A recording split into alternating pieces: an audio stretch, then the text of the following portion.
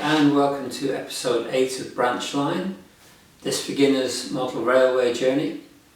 First of all, thank you very much to Montana and Catherine in the marketing department at Hornby for posting on the social media pages about this series of YouTube videos and some photographs I've taken of the layout.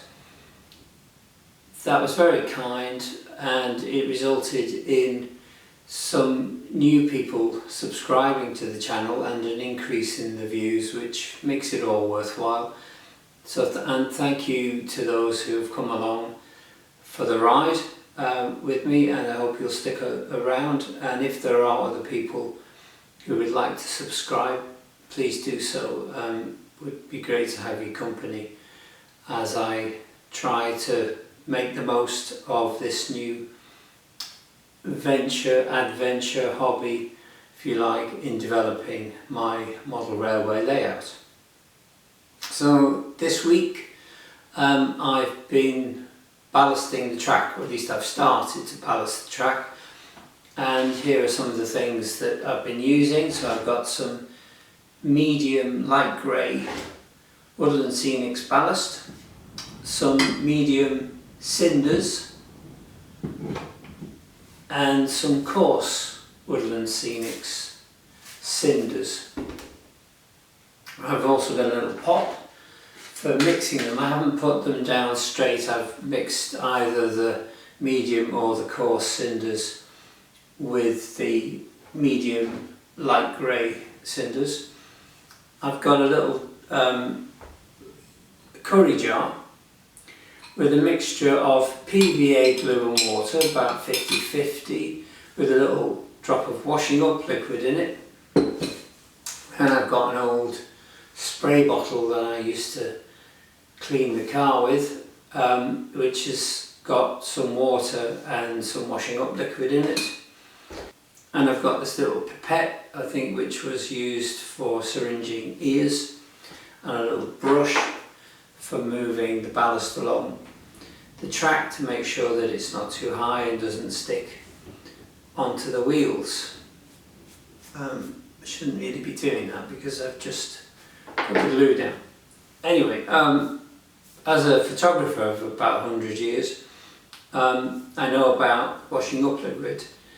It's used, apart from doing dishes, it's used as a wetting agent, which makes water wetter, if you like, or it breaks down the surface tension of the water so that when you're putting the glue on, it seeps into the ballast more easily. And it's a really good idea, if not essential, to spray it with this first, with the water and a drop of washing up liquid, literally a drop or two, and it helps seep the glue into the ballast.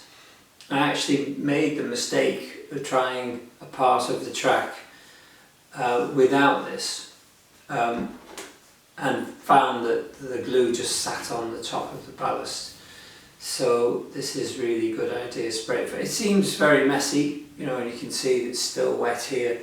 I've only just done this part, but the piece at the front is drying now and looking a lot better than it was.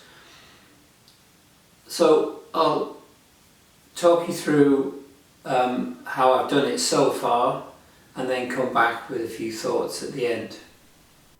A very useful piece of kit I discovered is the track ballast dispenser. This one is by Gaugemaster, and it came as a laser cut kit, which is very easy to put together.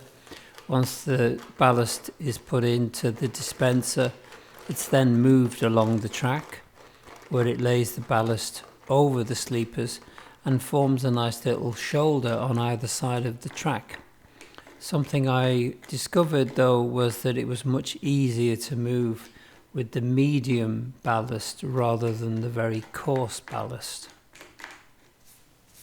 The next step is to brush the ballast off the top of the sleepers, and also to make sure that it doesn't stick into the side of the rails where the wheels of the locos will be running, as this will obviously stop them moving. I made my layout with some track right to the edge of it, which meant the brushing was a bit tricky and involved some additional brushing up. After the ballast was laid, I then tapped it down with a spoon, which helped it to sit between the tracks. Here I am spraying the tracks before gluing with the water and washing up liquid mixture. This really helped the glue to seep easily into the ballast. So I hope you find that interesting or even helpful.